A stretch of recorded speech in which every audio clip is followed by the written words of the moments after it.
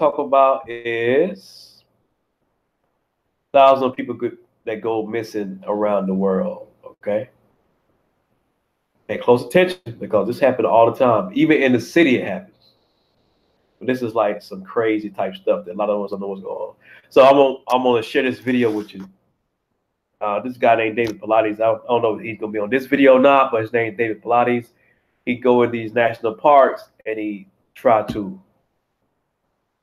find out what happened to people that go missing when they go hiking or camping. Thousands of people go missing every year. Okay, so let's look at this video. Once again, this is Wake Up Israel News. Wake Up Israel News with Chris Judah. Like, share, subscribe. I'm on YouTube, but I got Facebook Live on too. Somehow it's like if I put Facebook Live on, my computer goes slower, but I'm gonna work with it, see what happens. But check out the video, okay? Where people have gone missing in our national parks. Some are showing up alive days later with no memory of what happened.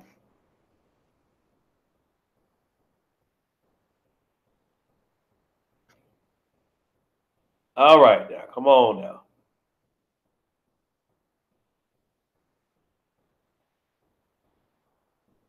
It does this when I do Facebook Live. I'm telling you, I don't know what it is. Live. National parks. Some are showing up alive days later with no memory of what happened to them. Others have simply vanished without a trace. And some have even shown up in places where searchers had already looked for them. Many believe that the parks themselves are covering up these strange and mysterious disappearances. And if that's the case, why would they do such a thing? All of this and more on today's episode of Edge of Wonder. Welcome to Edge of Wonder, and I'm Ben. And I'm Rob. So this one, we're getting a lot of comments asking us about it, and one of our fans, Stephanie Farlow, actually posted something to my Facebook page, which inspired more people joining in who all wanted to know what was going on. So Ben and I didn't know too much about this. I mean, we heard of it, but it wasn't completely on our radar since we have been really focused on the deep state. So we started to look into it, and man, let me tell you guys, the more we looked into this, the stranger it got. And like everything else, it has got the Illuminati written all over it. Yeah, but to give you an example of the strangeness of this, there was one case where a little boy whose body was found lying on a fallen tree. But the unexplained aspect of this is that the trail searchers walked through and searched this entire area for days. And then suddenly, the body just shows up out of nowhere. So in another case, a 2-year-old child was missing, and after a couple of days, it was really misty, and the search dogs started to act really strange, and out of nowhere, the little girl came walking out of the mist, completely naked and scared to death, but couldn't say what happened to her. They thought she was with somehow protected her. So recently, there was a documentary called Missing 411, based on a series of books written by David Pilates, who had more than 20 years experience in law enforcement, including the SWAT team and the Strict Crimes Unit on the San Jose Police Department. Pilates started to get involved in missing persons cases after a government employee went to go see him for help. When Pilates heard the stories, it only brought up more intrigue and mystery into these disappearances with even more unanswered questions. Soon, Pilates started dedicating his life to understand these mysterious disappearances. And mystery just doesn't cut it. I mean, this is getting into real-life Stranger Things here. And Pilates even started to think in this direction. During a talk at the University of Toronto, Pilates said it was, quote, "It's like something out of the X-Files." So this isn't just some paranormal hobbyist. This guy seriously has dedicated his life to help figure out and understand what is happening with these missing person cases. He also collected over 2,000 cases that have similar mysterious characteristics. To date, Pilates has some 2,000 missing cases documented related to national parks. But this is where the weirdest part comes in. There is no requirement from our government to keep a national record for people who go missing on federal land. Why? That's the big question that everybody is asking. But if you count the missing people in the US as a total, it's a whopping 650,000 people just in 2017. I mean, this is not even remotely funny. I mean, it's crazy. Of course, that also counts parents abducting their own children to avoid child support. But this is a huge number. But for the 1,600, which some say is a very low estimate, has missing people range from all ages and are all ends of the spectrum when it comes to age and mental capacity. I mean, some have mental problems and some are actually extremely brilliant and accomplished people. Even when one requested this information, they were told that there were no records, and to deliver one would cost the production company $1.4 million, which was probably more than the film cost to make. So the other interesting fact is that the Secretary of Interior is the person who oversees the U.S. national parks, right? He's appointed by the president. Ken Salazar held this position during Obama's first term and was interviewed by the missing 411 film crew. He was asked if there was any public records, and he just said, "I don't recall." Sure. Right. And when we were watching this, I thought it was odd that the only thing in this room was a telescope pointing at a building for some reason. And look what was named on the telescope. Saturn. If you haven't watched our Saturn videos, probably want to go do that now.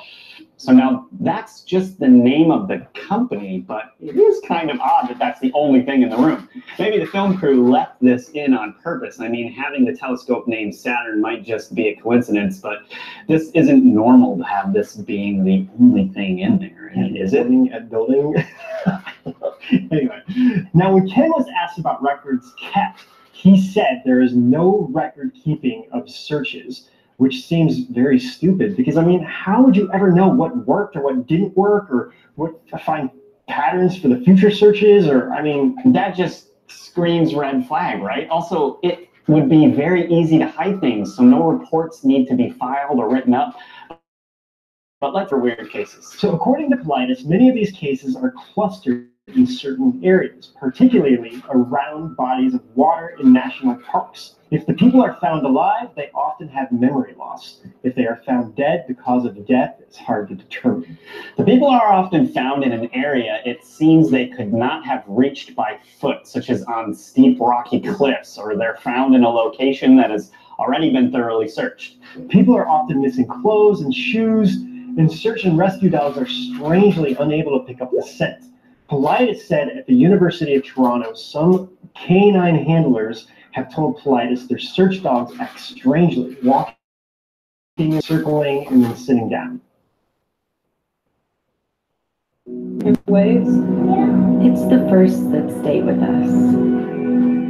They make our hearts race, our eyes widen, our hands sweat. The lines of our smiles deepen in our cheeks. Wait a minute. Now, many people claim that dangerous wildlife are the causes of these disappearances, but there is never any mauled. Okay, evidently, they are talking about other things. By Miami, Bermuda, and Puerto Rico. It's a place and name we are all too common with. A place where countless people, planes, and boats seemingly disappear into thin air. The area has conjured up all sorts of speculation, ranging from the paranormal to a vile vortex. And over the years, it's been the subject of many books, films, and videos. However, there is another area on this planet that gets considerably less attention and publicity, but has a far higher rate of unexplained disappearances. Welcome to Alaska. More specifically, a 200,000 square mile triangular section that on average claims one life every single month, giving it the aptly nickname the Alaskan Triangle. The border of this triangle stretches from Barrow on the north coast of Anchorage and Juneau across the south coast. Within it are vast areas of forest, mountains, and desolate tundras, most of which has never been explored by humans. It's an unforgiving territory, and those who venture into it do so at their peril. Anyone who happens to get lost or go missing in the triangle is rarely seen again, dead or alive. To give you an indication of how deadly the Alaskan Triangle is, since 1988, 16,000 people have inexplicably just disappeared, without explanation. Planes go down, hikers go missing, and even the locals just vanish off the face of the earth. There is no doubt that some of these intentionally do not want to be found, as there is no better place to run away from life than the wilderness of Alaska. But for the rest, there is just no explanation, and never has been. One of the highest profile disappearances in Alaskan history happened in 1972, when two US congressmen vanished. Hale Boggs was an American Democratic politician and a member of the US House of Representatives. At the time of his disappearance, he was the fourth most powerful man in US politics. But on October 16, 1972, Boggs boarded a twin-engine Cessna 310, accompanied by fellow congressman Nick Begich and his aide Russell Brown. The plane was being piloted by Don Johns. The aircraft took off from Anchorage for the 3-hour journey to Juneau. Don Johns was a well-known Alaskan pilot and was well accustomed to flying in extreme weather conditions. 12 minutes into the flight, Johns relayed his flight plan to air traffic control, and that was the last anybody seen or heard of the plane or its passengers. What followed was one of the biggest search and rescue operations Alaska has ever seen, and included the US Coast Guard, Navy, Army, Air Force, Civil Air Patrol, and civilian fixed-winged aircraft and helicopters. They also brought in the most sophisticated spy plane to date, the SR-71, an aircraft that was capable of photographing 100,000 square miles in just 1 hour in pinpoint detail, but nothing was found. Boats trawled the icy waters, where there was only a 15-minute survival time, but to no avail. In a last-ditch attempt to locate the plane, even a psychic was brought in, who claimed the wreckage was located on a wooded mountain. However, a search of the area yielded nothing, not even the tiniest bit of debris. After 39 days of intense searching, the hunt was suspended, and on January 3rd, 1973, all 4 men were declared dead. Despite rescue services throwing every bit of kit they had at locating the congressman, to date, not one piece of plane wreckage or human remains have ever been discovered. But how can this be? And what is going on? Well, since their disappearance, there have been plenty of conspiracy theories and speculation surrounding Boggs' death. After all, he was part of the Warren Commission and openly rejected the Kennedy assassination single bullet theory. Many believed it wouldn't be convenient for him to be taken care of to stop his investigation of the assassination. But that's a different story that, to be honest, doesn't hold strong enough evidence. After the incident, Congress passed a law mandating the installation of emergency locator transmitters in all US civilian aircraft. But that did not help another case. Another Cessna 340, carrying a pilot and 4 passengers, vanished over the triangle in 1990, never to be heard from again. According to authorities, there is nothing sinister going on, and it's simply down to the fact that Alaska has some of the most unforgiving wilderness in the world. The harsh landscape is full of hazards, including an array of dangerous wild animals, perilous terrain, and no fewer than 100 active volcanoes. Top that with extreme weather conditions and the fact that many tourists who visit the area are unprepared. And it's no surprise that a lot of people get lost and encounter injury or illness that immobilizes them and prevents them from getting back to civilization, leaving them open to being killed by wild animals or the elements. This could also explain why so many missing people are never found. The vast expanse of the inaccessible mountainous land and forest means that search and rescue teams have an impossible task trying to locate someone. This, coupled with the unpredictable weather, means just finding one person is a nightmare. Although, to their credit, they do on occasion manage to rescue people. Even finding plane wreckage has its problems, as the Alaskan glaciers, which appear to be solid ice, are in fact enormous crevices that are bigger than houses that can easily absorb a stricken aircraft that would then be obscured and buried under compacted snow. But that's not why we are all here, and there are far stranger and darker rumors for why so many people disappear in this area. Alaskan Indians that live near Juneau, they believe that an evil spirit named Kushtaka is responsible, a shape-shifting creature that is half man and half otter, who is capable of assuming human form or any other species it sees fit. They then prey on lost travelers or strangers, appearing in front of them as a friend or relative and beckoning them to safety, before capturing them and transforming them into a fellow Kushtaka, never being allowed to return to their former life. Some Kushtaka stories are even grimmer. It's said they will imitate the screams of a woman or the cries of a baby to lure victims to a river, and when the worried traveler arrives, they are killed and ripped to shreds.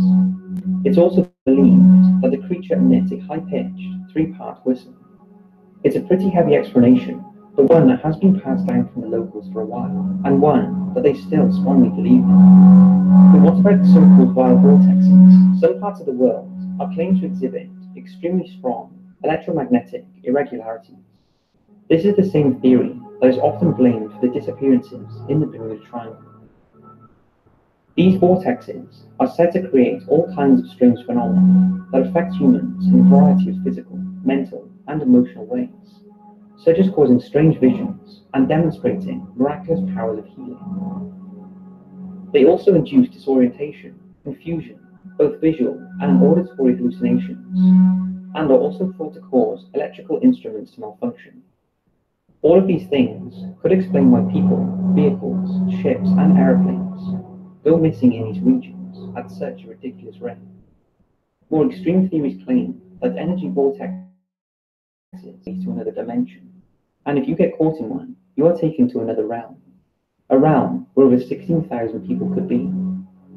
In fact, even though this all sounds a bit far-fetched, there is some scientific evidence to support the idea that the Alaska Triangle is in a vortex. It's covered with a huge concentration of magnetic anomalies, some of which can disrupt compasses to the point that they are as much as 30 degrees out. Workers in the area, particularly search and rescue teams, have reported having auditory hallucinations that they describe as sounding like an angry swarm of bees in their ears.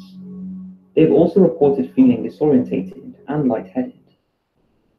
Now, whatever the reason, the fact remains that this region of stunning natural beauty, with its picturesque ice-capped mountains and pristine landscapes, is inviting people in, only to swallow them up without a trace, leaving their family and friends with no clue to their fate. And sadly, just like the Bermuda Triangle, it's unlikely we will ever completely understand what happens there, as to date, no one has ever gone deep inside the triangle and come back to tell the tale. Thanks for watching, and don't forget to subscribe to Destination Declassified for new videos every week relating to UFOs, aliens. Woo. Hold on 1 second. Missing 411.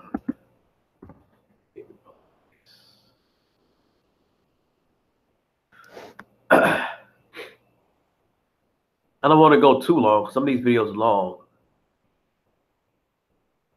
Let's do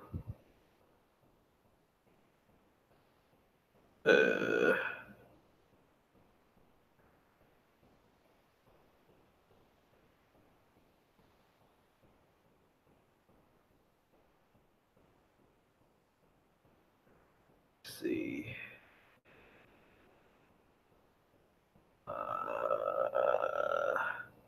This one.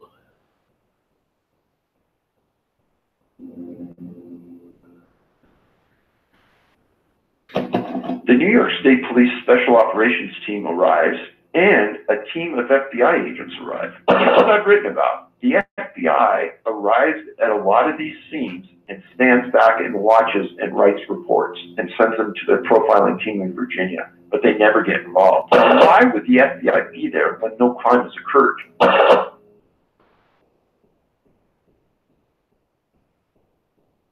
Ex-detective and author of the Missing 411 series, David Paulides has investigated thousands of unsolved and quite frankly highly unusual disappearances across America, many of which hold some very strange circumstances and coincidences that you may not expect. All of the disappearances throughout this video interested the FBI in some way or another, either getting involved directly or observing the investigation.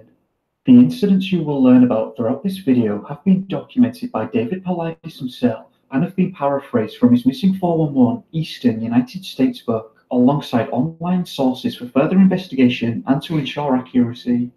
Please visit the description for all of the sources and a link to support David by purchasing his books, which I can highly recommend. Now, let's review the first case. On March the 17th, 2007, 12-year-old Michael Arbery went missing in Downton Park, which is a massively wooded area near McGrady in North Carolina. This was a state park, roughly 100 miles northeast from the Great Smoky Mountains National Park, but is located in the same mountain range. Sometime in mid-March that year, Michael was on a camping trip along with his Boy Scout troop in the wilds of Downton Park. On the day of March the 17th, Michael had unfortunately slept late and found himself in camp with another leader. Michael stayed put and waited for the others to return and ate dinner while doing so. It's unclear what happened next, but at roughly 1 p.m. the other Boy Scouts realized that Michael had gone missing and quickly notified the adults. The group searched around the area they were located, but couldn't find a trace of Michael anywhere. It was at this point that the authorities were made aware of the situation. During the first night that Michael had gone missing, his mess kit was found by the search and rescue teams less than a mile away from the campsite. This discovery led the searchers to believe that they were converging on Michael's location and felt positive that they would be able to locate and return him. It's important to note that the National Park Service, the State Park Service, county, and state personnel all helped in the search effort for Michael. This search effort was hindered at an early point when the area was hit with heavy rain, slowing the process.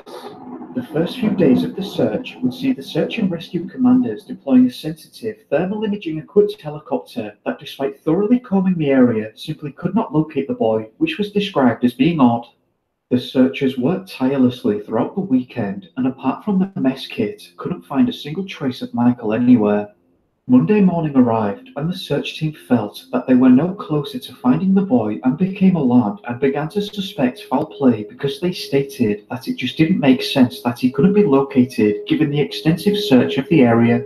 In a bizarre turn, Politis noted at this point that the FBI had arrived at the search and rescue headquarters and stated that they were monitoring the search for Michael. Politis goes on, and I quote, "The FBI do not participate on searches for missing people, ever. They are only involved when a crime has occurred, and that crime must usually cross state lines for their jurisdiction to be activated. They will become involved in some crimes at the request of the local jurisdiction. I find it highly unusual that an FBI agent would be monitoring this case at this early stage unless they knew something that the press hadn't been told." Politis also noted that the FBI had monitored a few missing person cases in the Great Smoky Mountains where they had disappeared under equally strange circumstances. This led to Politis stating that the FBI may be quietly monitoring this area. At this point, 3 days had passed since Michael had disappeared and was now Wednesday the 21st of March, 2007. The searchers were roughly 1 mile from where the boy was last seen and found Michael near a creek. The Washington Post stated that Michael was disoriented but was able to talk with the searchers. Fox News reported, and I quote, "Mr. Arbery said that Michael still hasn't been able to tell them the whole story of what happened to him. He's not aware of how many days he was out there." Strangely, the press at the time stated that law enforcement had issued an area-wide missing person alert as a precaution in case Michael had somehow made it out of the search area. Politis stated that this isn't usually done. The idea that the local enforcement got the FBI involved and then made an area-wide alert tells me that someone somewhere had concerns that weren't expressed to the press. Through further investigation, here's what NBC News had to say. The following was reported on March the 20th, 2007, and I quote, "A rescue dog picked up Michael Arbery's scent less than a mile away from the campsite where he had wandered away from his troop on Saturday. The boy's father speculated that he was simply homesick and wanted to hitchhike home.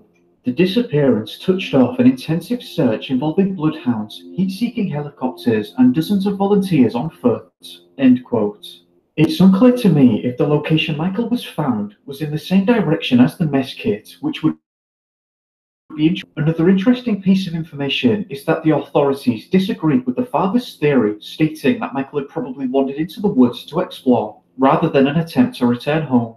They also stated that it was not immediately clear how the boy was able to survive or whether he had put his Scout Wilderness training to use. If you've been following the channel or David's work, then you know that there are some very strange elements to the cases that he has researched.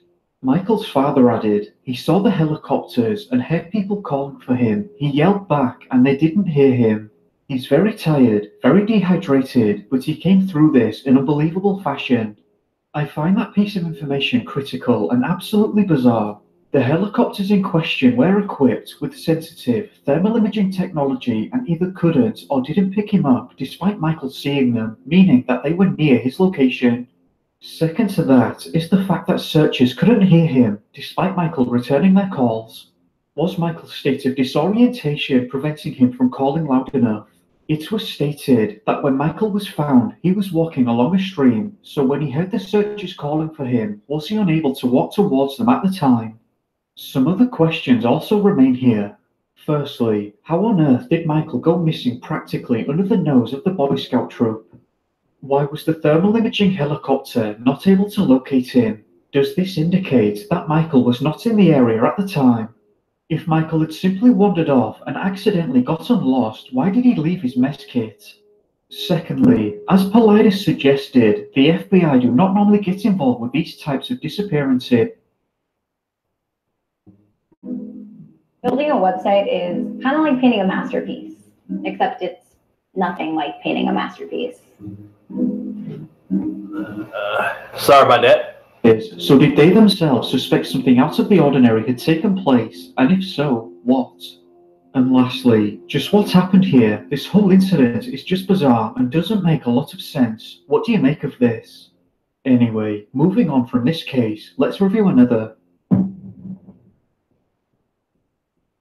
On October the 8th, 1976, 16-year-old Trenny Lynn Gibson went missing while on a hike during a school trip to the Great Smoky Mountains National Park. The Burden High School group initially embarked on their trip with 40 children, including Trenny, and they left on the bus from the school in Knoxville, Tennessee at around 9 a.m. The school official leading the trip was a teacher called Wayne Dunlap, and the hike would take place on the North Carolina side of the park. As far as I'm aware, Trenny was a happy girl who loved life and could be described as a social butterfly of sorts. Throughout the hike, Trenny moved from group to group, engaging with many of the other students, and as such was with various people throughout the day. At roughly 3 p.m., the group Trenny was with was around half a mile from the Clingman's Dome parking area. Now, this is where something went seriously wrong on the Appalachian Trail, and Trenny had disappeared and was never seen again. David Paulides himself went to the location of the disappearance to gain an understanding of the surroundings of the area. This is what he had to say, and I quote, "The area where Trenny was last seen had a very defined trail and is in an area where people probably would not want to leave the established routes.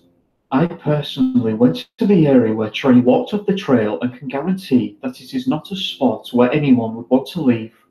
I can understand maybe stepping off to look at something close by, but never stepping off to take another direction in the hike. It is much too steep and rugged. Nothing is on the other side of that trail except miles and miles of rough forests without defined trails. It's hazardous." 3 students named Angela, Lisa, and Bobby were walking when Trenny came up behind them. She was walking faster than the initial group of people that she was with, and faster than the 3 she had just caught up with, so Bobby started walking with her. Afterwards, they caught up with students Scotty and Anita.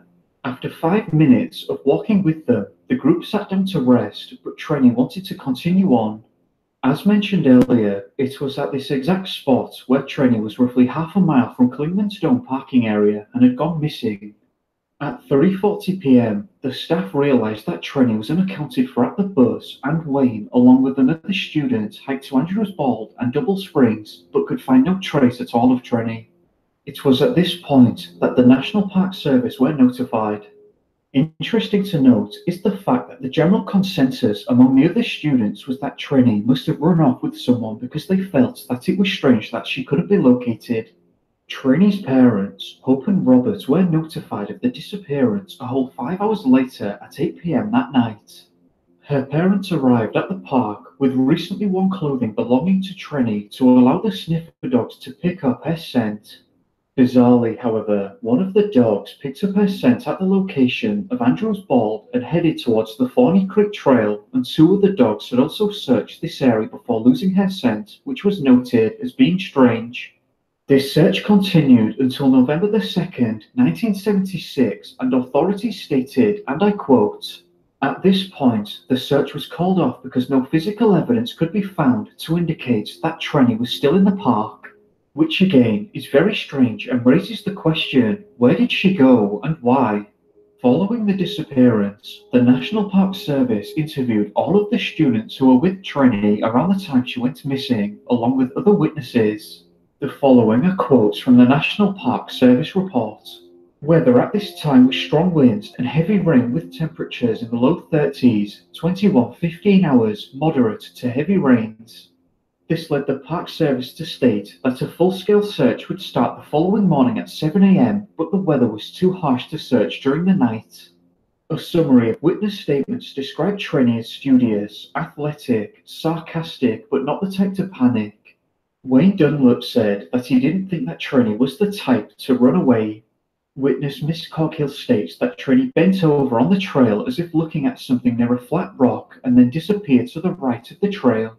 Another member of staff named Robert Simpson had stayed behind to track a bear at the time when Trenny went towards the parking area with the group. It's interesting to note that the FBI did enter the investigation 5 days after the initial disappearance and sent 2 agents to monitor the case. The Knoxville Division stated that the FBI were only looking for violations of federal law and that they found no evidence of a crime at this point. Anita, who was with Trenny when she went missing, was interviewed afterwards, and this is what she had to say. "She was on the trail when I last saw her. I looked away, and when I looked back, Trenny was nowhere in sight. I should have been able to see her if she went up the trail. I checked the area where Trenny was last seen, and there was no trail leading off. It was very rough, and there was a small stream, brush, and trees. I yelled, but there was no answer." Bobby was also interviewed, and this is what he had to say. "She was up the trail, and it looked like Trenny stopped and bent over, then made a right turn off the trail.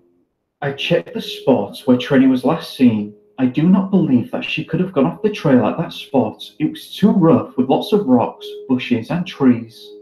Politis detailed that he believes that the key to Trenny's disappearance lies in whatever she was looking at just off the trail before she disappeared. Was she enticed or pulled away by something? Or did she leave the trail voluntarily? It remains unclear. But it is important to note that no screams, thuds, or cries for help were ever heard. No signs of a struggle were ever found, effectively ruling out animal predation.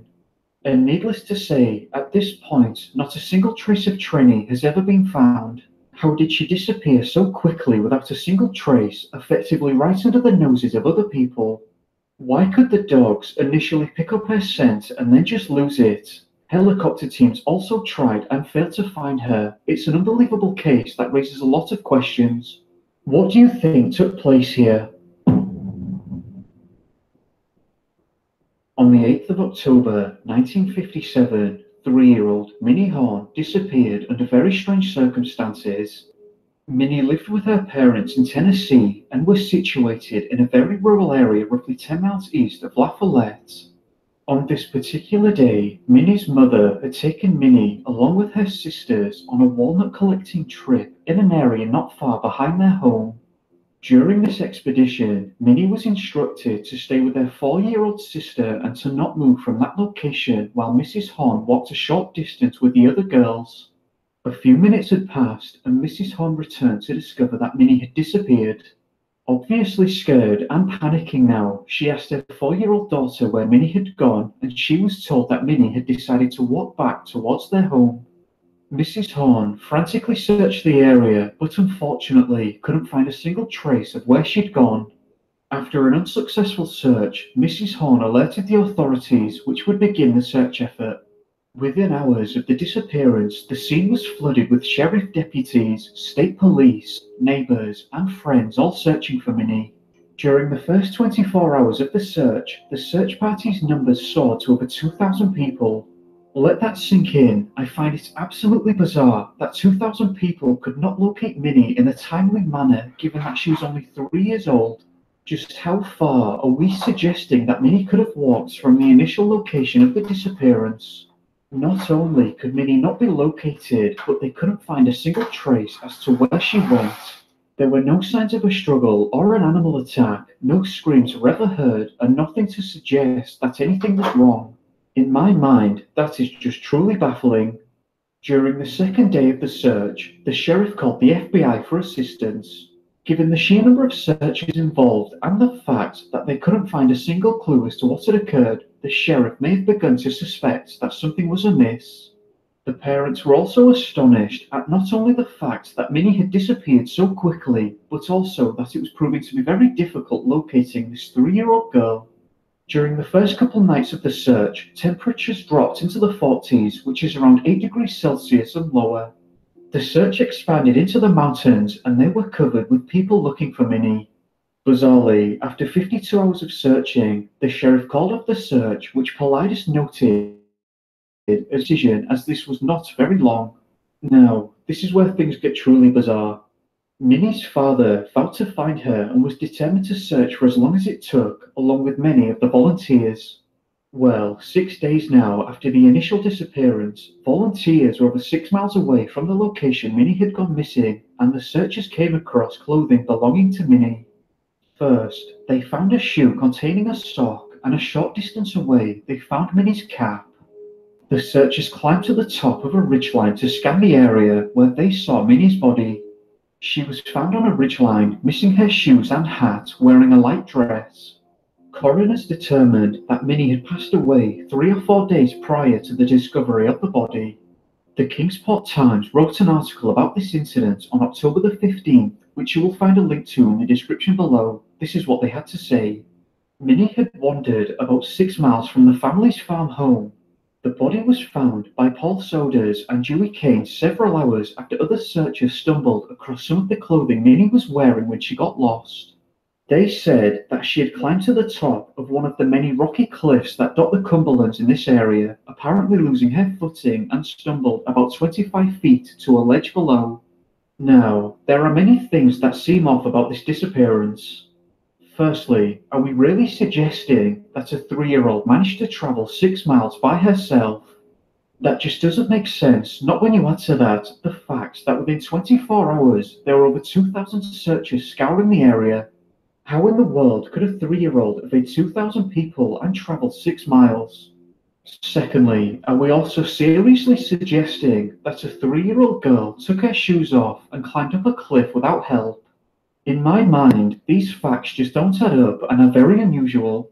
Paulides filed for a Freedom of Information request to retrieve the records from the FBI, but was notified that the request could not be acted upon as the records were destroyed on February the 1st, 1999. The parents and searchers alike expressed the concern that Minnie may have been abducted, but by who? The FBI were obviously concerned enough to arrive on scene. Did they themselves suspect something unusual had occurred? An absolutely baffling case. What do you think happened here? Now, there is another case that I think fits perfectly into this video.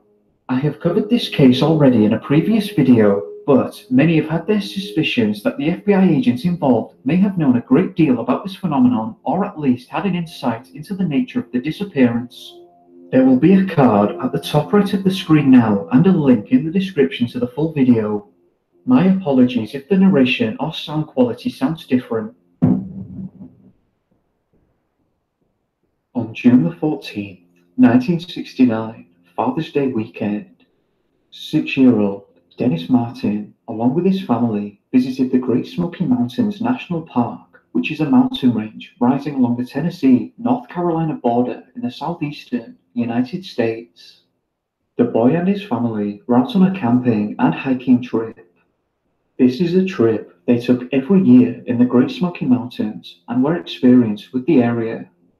On this day, the family took a break from hiking and stopped at a popular grassy mountain highland stop-off point located along the Appalachian Trail.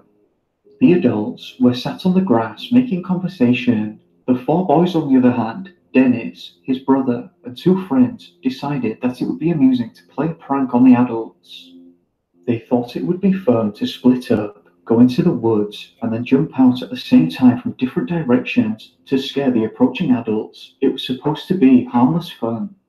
3 of the boys went off together in one direction and hid behind some trees, while Dennis, the youngest, went off in the other direction on his own, which would prove to be a grave mistake.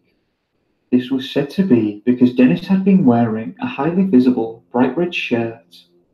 As the adults approached, the boys jumped out and startled them, just as planned. However, one of the men asked where Dennis was. The boys had seen Dennis no more than a few minutes earlier and assumed that he mistimed the jump scare. They waited for a minute in silence, waiting for the boy to jump out, but he never did. Dennis had seemingly vanished. His father, Bill Martin, nervous now, went to retrieve his son, expecting that he would be either behind the tree or in the bushes opposite to the 3 other boys. A search of the area showed no sign of the boy, and their calls into the woods went unanswered. This sent Bill into panic mode. He and Dennis's grandfather, Clyde Martin, hiked out in different directions, further and further, feeling absolutely baffled. They found nothing, and the park rangers were made aware of the situation, and a search was launched that would last until nightfall. Heavy rain and thunder set in. Paulides has said that in many occasions when a child disappears, it is followed by bad weather that prevents the search from continuing. This sudden turn of events hampered the search efforts, and the search was called off until the following day when the weather had passed. They still had no idea where Dennis could have gone. Things took a worrying turn. Hours after Dennis had vanished, a family in the area reported that they had been hiking 6 miles from the location of the Martins. They said that they'd heard a voice scream. The son stated that he saw movement in a nearby bush. This startled him, as he thought it may have been a bear, but upon closer inspection, noticed a man walking in the woods. He noted that the man had something slung over his shoulder. As dark as this may sound, the authorities determined that this location was too far away to have anything to do with Dennis in the given time frame. In the following days, the search efforts would quickly grow in size to hundreds of people scouring the area. Locals, volunteers, the National Guard, and even psychics, along with sniffer dogs and helicopters, would join the search. Meanwhile, the incident started to make major national headlines. With all the attention this incident was getting, it was thought that Dennis would be found in short order, especially since the boy was very healthy and had a lot of hiking experience. However, continuous heavy rains flooded the area many times, along with thick fogs, which made the search effort difficult, almost as if nature itself didn't want the boy to be found. Now, if things weren't already weird enough, it's about to get more bizarre. The FBI must have known that something strange had happened here, as they sent Agent Jim Reich to oversee the investigation. Paulides has said in the past that the FBI typically do not get involved in missing person cases, but for some reason they took an interest in this one. Did they know or suspect something that the authorities didn't? It's unclear. The search continued for some time, and eventually the Army's Green Berets were brought in to thoroughly comb the area, but they found no evidence of the boy. The Green Berets are a special forces unit and barely communicated at all with the Rangers, authorities, or even the FBI. Instead, it appeared that they were working on their own and had their own agenda. Interesting to note is that they were reported as being heavily armed, as if expecting something big to happen. Just what in the world could this mean? As the weeks went by, hope drained from the search. Theories included kidnapping, though no one can figure out a motive for this, nor who could have conducted it with such perfect timing. He may have gotten lost, but this didn't seem right, considering he was meant to wait and pop out to surprise the adults. He had no reason to wander off, and he didn't leave tracks or any sign of where he'd gone.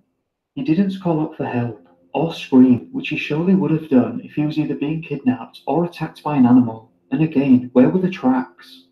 In the end, Dennis was never found, and no trace has ever been uncovered. This case remains open to this day. Other strange details of this case have turned up over the years, such as the FBI lead investigator, Agent Jim Reich, later committing suicide for unknown reasons. I have seen the argument that perhaps Jim ended up knowing too much about the nature of the disappearance, but ultimately, there is no evidence of this, and it is total speculation, though it does remain suspicious nonetheless. The whole case is bizarre, Dennis vanished within minutes, practically right in front of his friends and family without leaving a single trace. Intensive searches by trained professionals turned up nothing. Search dogs were reported to be unable to pick up a scent, in many cases suddenly refusing to continue on with the search or cowering and whining. Nothing has ever been found, and no one can figure out or agree on why this is the case. Now, another question is just what on earth were the armed special forces doing in the area amidst the disappearance? This was a civilian disappearance. Why wouldn't they communicate with the law enforcement along with Jim? This aspect of the case was brought up by James Dowell, claiming to be an ex-Special Forces officer who offered a lot to think about. He says, and I quote, "To all concerned, I've read some incredibly uninformed and ignorant comments here, and I feel it's my responsibility to help out when appropriate. My name is Max, and I'm a retired Army SOCOM commander. Spent 26 years in service, with most of them attached to the 10th Mountain Division in Colorado. Our special forces are never called to assist in civilian operations. That falls to the local National Guard and approved by the state governor. The fact that they were armed as well is another huge no-no. During my command, and every other mission I was aware of, we were not allowed by federal protocol to do either. Something is very wrong with this missing kid scenario. I've done some research on this case, both while on active duty and after my retirement. The inside facts of this case depict a frightening investigation. Bottom line is that searching started within a few minutes of the boy's disappearance and lasted 3 months with every resource imaginable being deployed. Don't start with excuses such as the terrain was difficult, holes and caves and cliffs and creeks, etc. Our special troops can find almost anything, anytime and in any terrain.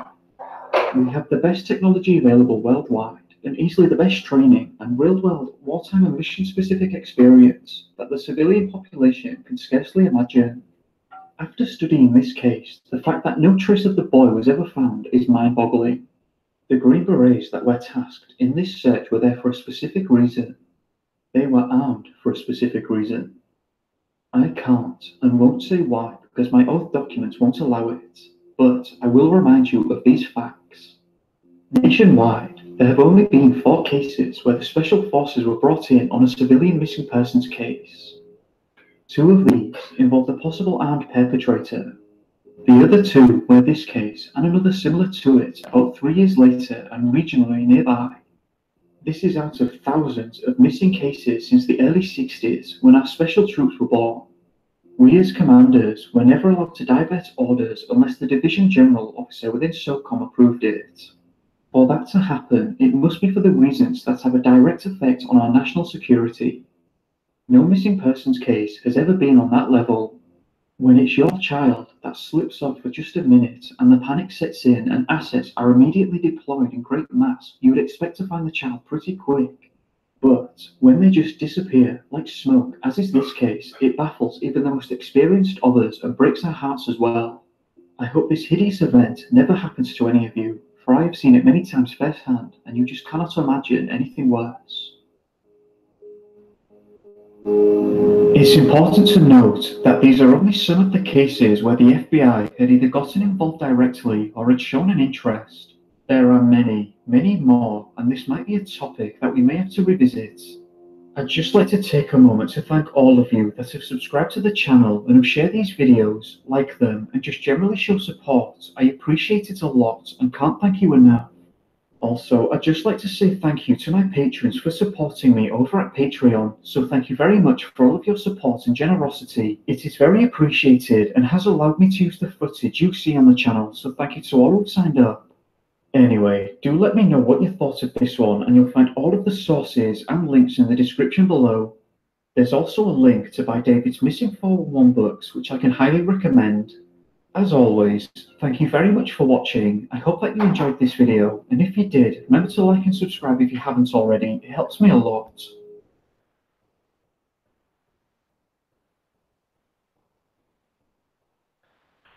All right.